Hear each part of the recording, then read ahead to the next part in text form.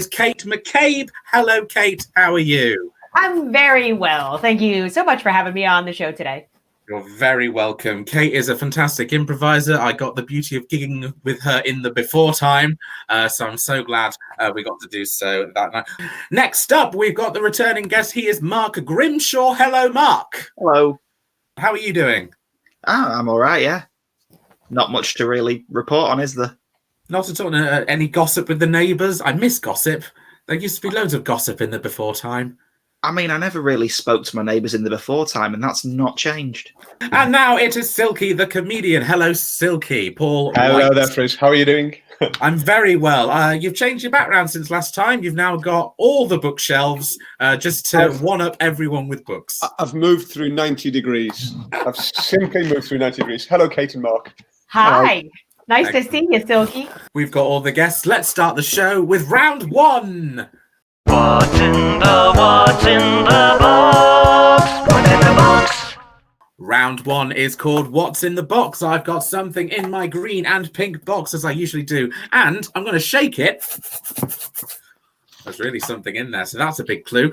Our guests are going to tell me what they think is in the box. They'll most likely be wrong, but then it's up to them to determine why their guess was the closest when I reveal what the item is. So we're going to start with Kate McCabe. Kate, what do you think is in the box today? Ooh, I'm gonna guess that it is several coins. Several coins. I like that. I like that answer a lot. Paul, what do you think is in the box today? I think that is 2 sachets of silica gel, and just to confuse us, some rust. Silica gel and rust. Very nice indeed. And Mark Grimshaw, what do you think is in the box today? I think it's 93. Shake it again. 97 grains of rice. The answer, drum roll please. It is Sainsbury's multicoloured hundreds and thousands. Little sugar things. They are suitable for vegans or vegetarians. I'm not sure. Well, I don't think there's any animal byproduct in there. It does contain maize starch and paprika extract. For the colour. Oh, possibly. It contains sweet potato, radish, apple, carrot. Kate, yes. Your answer was several coins. Why? Yeah.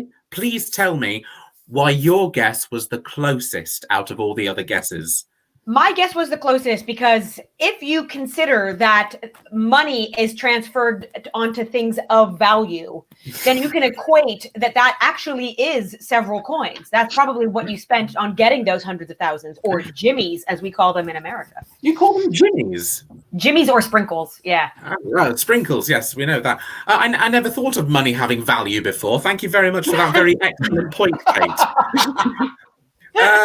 Silky, why was your guess of packets of silica gel and some rust? Why was your guess the closest? Well, let's be honest.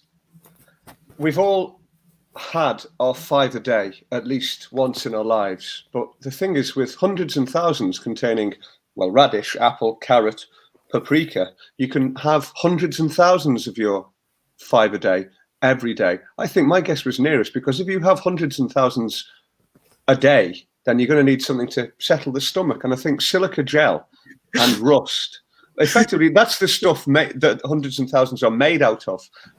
And then they add radish and apple and carrot and paprika. And the only reason that they sell hundreds and thousands, or jimmies or sprinkles, if you're watching in the States, thanks, Kate, is because they can do a markup on it. Otherwise, they have to give silica gel away free with every pair of shoes. And rust never sleeps. Rust never sleeps.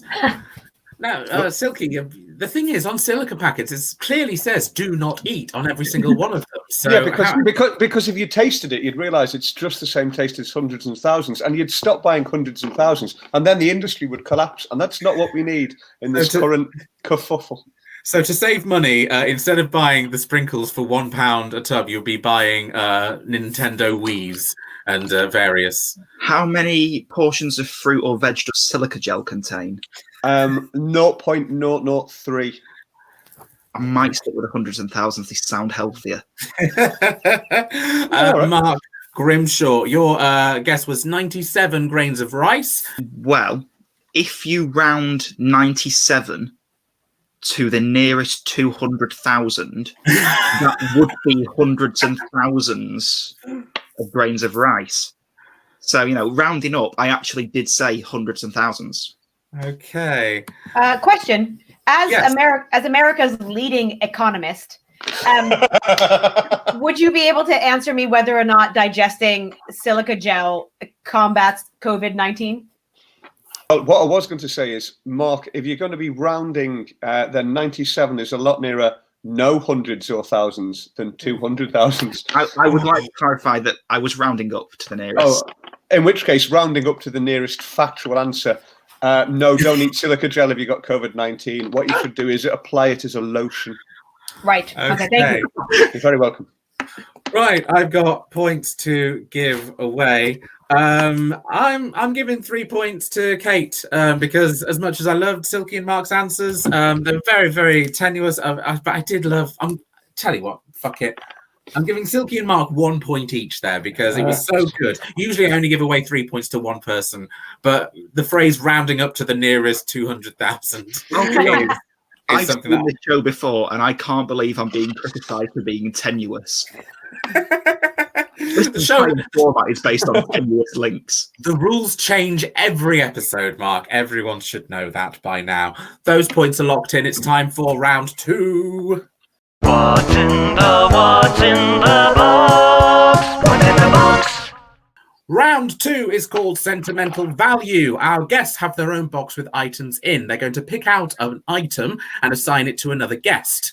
That new guest with their new item will let us know the story of why this item means so much to them. Maybe it was involved in their childhoods. Maybe it evolved them into the person that they are today. But it's an acting game, so the best monologue and most believable one will win this round. Silky will go first this time, which means, Kate, you're going to assign Silky an item from his childhood. Could you please tell us what that item is? This, which, if I can explain what it is, if you would like that. It looks like a light pole of some kind. Yeah, it's from a Venetian blind. Wow. Okay. Yeah. So I'd love to hear why this is of value to you and your sentiments. Silky already knows he spent a lot of his childhood with the cord of a Venetian blind. But Silky, please tell us the story of why this object means so much to you. When I was a young boy growing up in the Veneto, the area around Venice, I was kept on a very short lead by my beautiful mama and my very stern but forgiving papa. When I went blind as a child, they disowned me. I was henceforth no use to them in a small factory making window drapes. It was no longer curtains for me, and I had to move on with my life. But I always carry this tiny reminder of where and when, apparently in Mexico, my racist accent came from, which means I see no color because I have been blind since I was a very little boy. Grazie mille, Kate, for reminding me. I have prepared you an aubergine pasta recipe. It is there under the table for you, for your lunch. So beautiful. I feel bad for stealing it. Si prego di non toccare, grazie mille. I love that so much. And the fact that you're colorblind explains why you confuse silica gel with hundreds and thousands. Who the hell said that? Wow, he literally is Venetian blind. That's fantastic. Next up, Mark Grimshaw, you're going to be given a gift from Silky. Silky, what is the item that you're reuniting with Mark? This is, once upon a time, this was a lime. I say once upon a time because it's hard like stone now, but it still retains some lime characteristics. You didn't need to tell me that because that's my fucking lime. Cool, Mark, please tell us the story of this rock hard lime. That, when I was young, we had a lime tree growing in the garden. And it had, I'm going to be honest, limited success. That was the only lime that ever grew on that tree. And so I've kept it all these years as a reminder of the failure of that lime tree. It's a very important sentimental gift, and frankly, I'd like it back. No, keeping the stuff that I like to remind you of past mistakes. That's very good. Also, Mark, for the future, when you're dressed like that and with your hair like that, please don't say "when I was young," because then I think you're going to burst into My Chemical Romance's "The Black Parade." Sorry, when I'm dressed like this, I'm wearing a T-shirt with Mickey Mouse on it. Does it? Well, from here, I can just see black and white stripes. It looks like Gerard Way's skeleton outfit from The Black Parade. It's Twilight Zone from Disney World. Do Disney own the Twilight Zone now? No, they don't, but they have a ride based on it. Right, so soon this will be Disney's What's in the Box, so enjoy the swearing while you can. Kate McCabe, you're up next. Mark, you've got a gift for Kate. What is it? This is a ticket that was given out on the opening day of the release of the film Jurassic World by Odeon Cinemas. Oh, wait. An Odeon Day Pack, was that like all access? Could you get behind the popcorn maker and everything? They said that they were giving out a souvenir ticket to Jurassic World, and then they stuck massive Odeon logos on all of it. Well, you don't know. Maybe the canonicity of the Jurassic World cinematic universe, maybe they are sponsored by Odeon in the world, but they just don't talk about it. Maybe those scenes were deleted. But Kate, tell me why this object means so much to you, this day trip to Jurassic Park World. I'm going to tell you why that ticket means so much to me, friends. That ticket saved my life, man.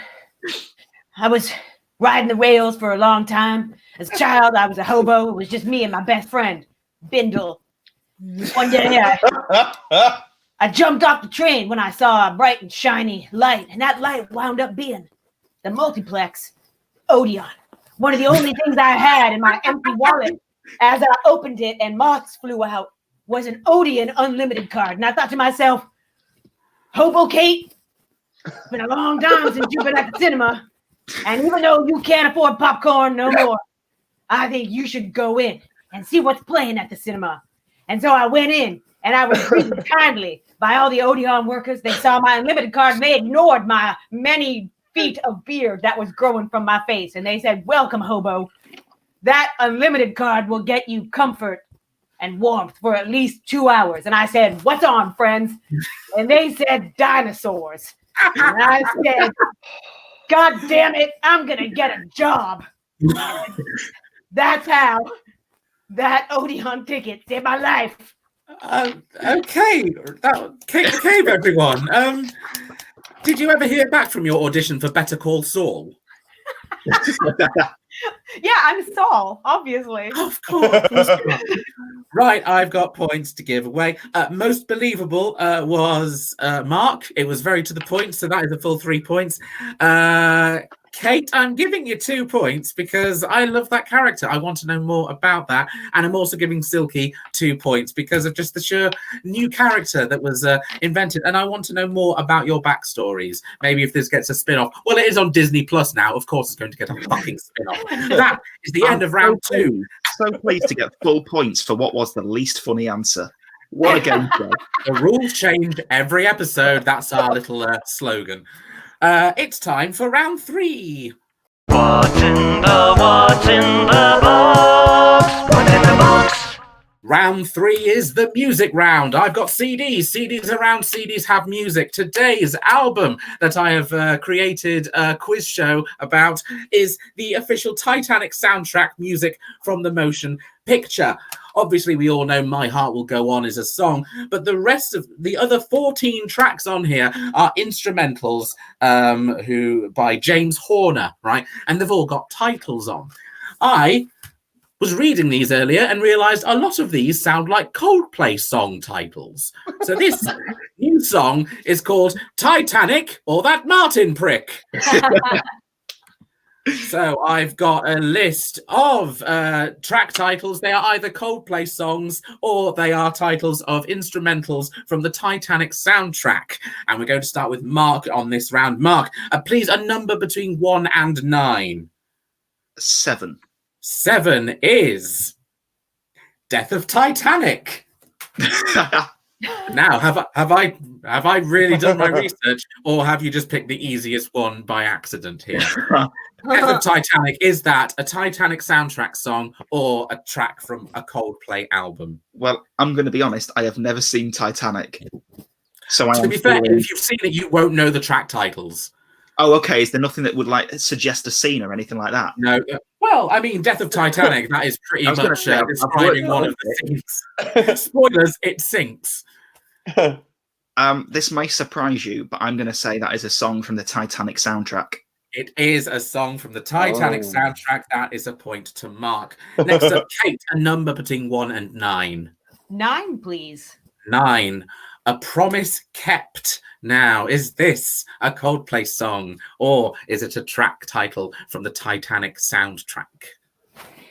Have you seen Titanic? I have, and I'm trying to think like sequentially around number 9. Oh, they're not in any order. They're not in any order. Do Jack and Rose do something to signify that? All right, I think because it's of a sheer cheese level, A Promise Kept, that's Titanic. That is Titanic, Kate. Very good. That's another point. Next up, Silky, a number between 1 and 9. I would like number 8, please. Number 8 is Daylight. Daylight. Now, is that a Titanic song or a Coldplay number? I mean, I'm hoping that this is going to be simple, and it's not going to be like there's some Coldplay song called "Fuck Me an Iceberg" or "Bore the tits off me like one of your French girls." I think Daylight is going to be from Titanic. Sadly, it's a song from Rush of Blood to the Head.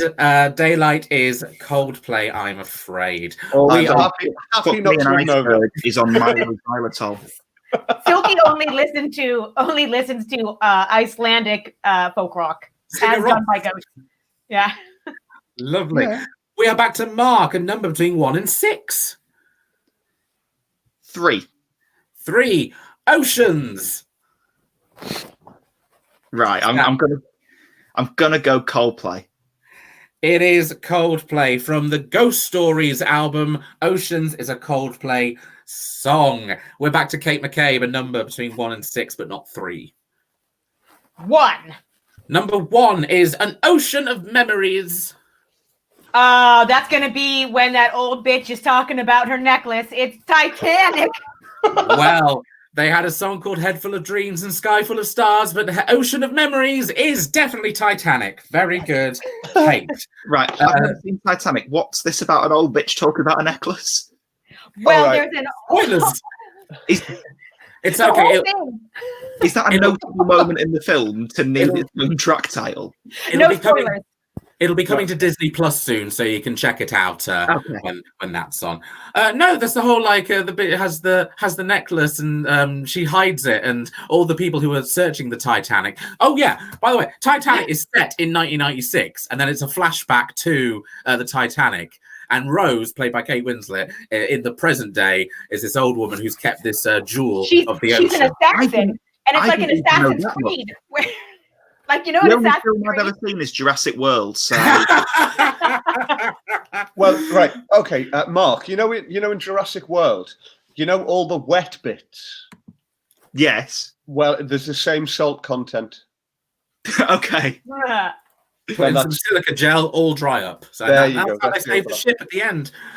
Sorry, I forgot where we were. Oh, we're at Silky now. Silky, 2, 4, 5, or 6.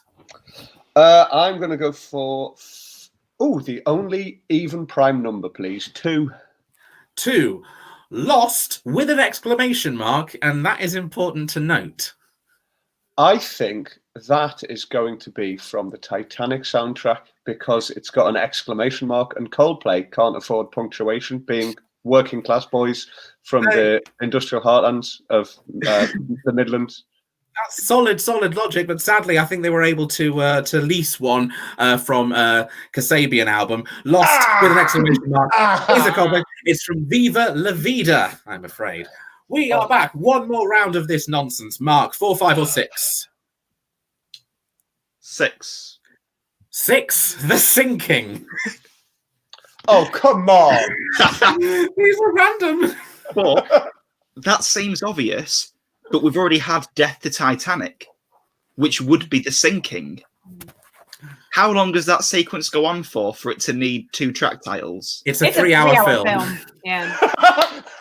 And that was in harmony. It's the Avengers Endgame of boat How much films. of that 3 hours is the actual sinking, and how much of them is just having a lovely time on the cruise? Well, they get to Gilligan's Island after 3 hours, and then you're having a good time. Yeah, when they found the treasure map, I mean, that's only about an hour and a half in. Mm. And then there was this Mexican guy wanting tickets to Odeon at the end. I'm sure it's all lovely banter for you guys. To me, this is now just the facts of Titanic. I'm gonna go with Titanic. Titanic, it is Titanic. That is another point for Mark. Kate, your last one, 4 or 5? 5. 5.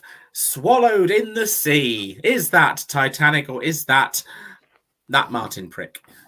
Ooh, that's a really good one. I feel like that's going to be a Coldplay one. That is a Coldplay one. It's from X and Y, and it was originally written for Johnny Cash, and Johnny Cash did not want it. Cash trash. Trash for cash. Silky, your very last one. Unable to stay, unwilling to leave.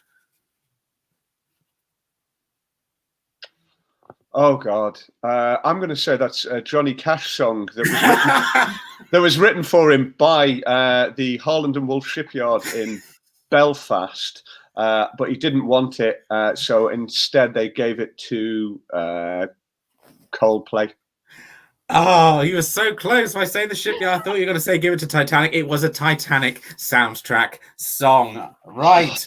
That is the end of round 3. I had a lot more fun with that than I thought I would have done. It's time for round 4. What's in the box? What's in the box? Round 4 is called The Show Must Go On. Obviously, all theatre and comedy is cancelled, but luckily I've got 3 guests with me today, and they are going to share snippets of their now cancelled shows for you today. And these are based on titles that the audience have been given me. So coming up first, I'm going to put Silky up first for this, because he needs the points. Silky, you can decide... You can decide what type of show you're doing, whether it's like a monologue or a TED Talk or a theatre or a stand-up comedy production, you can decide. But the title of your cancelled show, which you were so looking forward to performing, was A Brief History of Nasal Hair. So, with a snippet of a show, A Brief History of Nasal Hair, please put your hands together for Paul Silky White. Oh, hi. Hi, thanks. Welcome to my cancelled Edinburgh show. I need to get my guitar ready because I'd like to play you the song is the 4th out of the 7 songs in the first section. A Brief History of Nasal Hair, and it goes like this. I hope you enjoy it.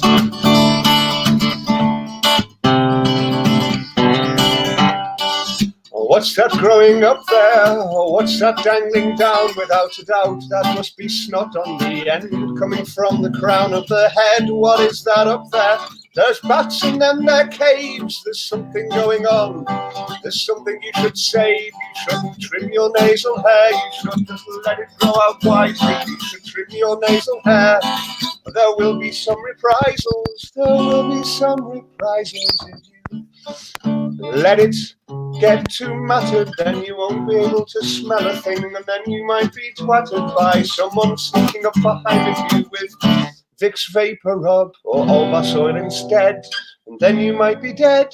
And then you might be dead because there's something you should know about nasal hair. Everyone is twinned with a pube, Yeah, there's something you should know about nasal hair. Nasal hair is the only hair that you can use to make a Rubik's Cube. But anytime you turn the cube around, the hair will clog around the central artifact. It keeps the cube from turning, and the smell as you try and work it loose. Everyone knows the smell of hair burning. Everyone knows the smell of hair burning. Oh, what's the use?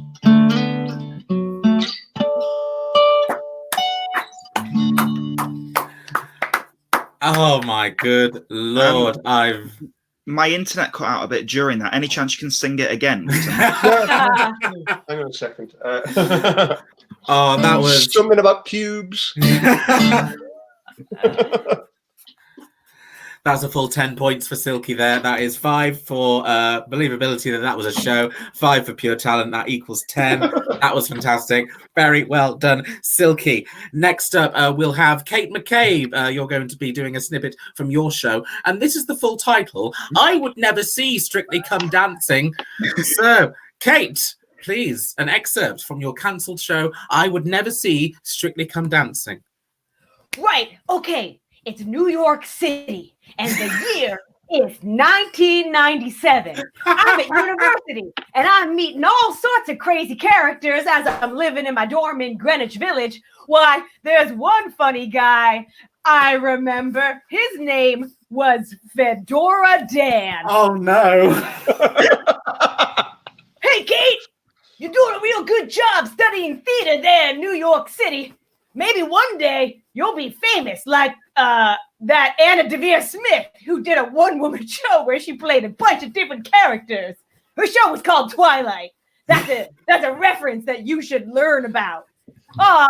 Hey, Fedora Dan, I tell you what, you got a lot of faith in me. I wish I had as much faith in myself as my religious grandma does. Oh, it is me, Julie Rabinsky, your Polish grandma. I buy you this Elizabeth Warren devotional candle. I light it for you every night as you're in a big city, Kate. Oh, thanks, Grandma. You're real nice to me. Oh, no, it's my arch villain. He's the one that's going to stop me from seeing that dancing concert tonight. Yeah, it's me, Slinky Jerkface. Oh, Slinky Jerkface, you're always getting in my way. Oh, I wish somebody was there to help me. I am there from a distance. Thanks, Grandma. All right, Slinky Jerkface. Bam! And then I punched him, but I never got to see Strictly Come Dancing. Lovely, lovely stuff. Kate, I'm going to give you 5 for that being a show I want to see, but only 2 for the plot, because when I see a title called I Would Never See Strictly Come Dancing, it sounds like that you wanted to see Strictly Come Dancing, but you kept being prevented from seeing it, so I'd feel cheated. I would give you a 3 that read like a 4 review for that. Next up is Mark Grimshaw. Mark, your show is... I'm going to try and find someone who we haven't... Oh, here we go. Mark Grimshaw with the Toilet Review. Here is Mark Grimshaw with his sadly cancelled show, The Toilet Review. So I'm going to start with the ones in the Three Sisters. Awful. 1 star. They always have that weird smell that just never goes away. No one knows where it's come from. It always smells of sick, but you can never see the sick. Which is the worst kind of sick. If someone's been sick, you want to see it. You want to know it's there. You want to know it's not near you. They're always unclean. Do not visit. Do not visit the Three Sisters toilets. I'm now going to move on to the Pleasants. Pleasant. I'm now going to move on to Monkey Barrel. 0 stars. I don't even think they can call themselves a toilet. It's basically, honestly, a hole in the ground would give you a little bit more respectability. I'll be honest, if at this point you're thinking, what is going on? You came to a show called The Toilet Review. What were you expecting this to be? This is purely going to be an hour of reviews of toilets. And we're going to have the whole hour here on What's in the Box. No, we are not. I'm going to stop you there. My time is precious. I want to edit this. Mark, I'm giving you 5 for doing an actual toilet review, and that is how I would imagine a show called The Toilet Review being. Someone being very, very serious, maybe even a PowerPoint presentation of it all. And I'm giving you 2 points because that is a show I will not probably see myself. So you've been watching Mark get a ban from every venue in Edinburgh for any future shows. That's the end of round 4. It's time for round 5. What's in the box? What's in the box? Round 5 is called Last and First, not to be confused with any other show on the television. I have asked our guest to prepare a specialist subject. I'm going to go round and ask what their specialist subjects are. Kate, what's your specialist subject? Breeds of dogs. Breeds of dogs. Okay, Yeah. yeah, that's pretty good. Silky, what is your specialist subject? Dairy produce. Dairy produce. Okay, specifically dairy produce. And Mark, what is your specialist subject? The titles of Pixar feature films. You are going to name one object from your specialist subject of, what was it? Breeds of dogs. Breeds of dogs, right? And whatever letter is the last in that word, Silky, you will pick a item from your specialist subject, which was Dairy product. dairy products, beginning with the last letter of Kate's word. I've And then really Mark, put myself over here. Yes, you have. why? Well, Pixar films, there's a fair few of them. Yeah, but there's not one for every letter of the alphabet. No, there's not, but you might be lucky. In that case, we're going to start with Mark with this so he can at least get 1 point. You will have 5 seconds to name your specialist subject object, and it starts now with Mark. I'm going to go with Cars 2. Cars 2. So, Kate, beginning with O, a dog. Otterhound. Otterhound, that is great. Silky, beginning with D, dairy product. Dairy Lee. Very good. Most processed of the dairy products. Back to Mark, beginning with A. A Bug's Life. Our Bug's Life is fantastic. Kate, beginning with E. Every cute dog you've ever seen. Kate is out of the game, I'm afraid. We're going to start a brand new one. Silky, you can say any dairy product you would like. The most controversial of the dairy products. Eggs. Eggs, so S. Mark, is there any Pixar film beginning with S? There isn't no. Any shorts at all?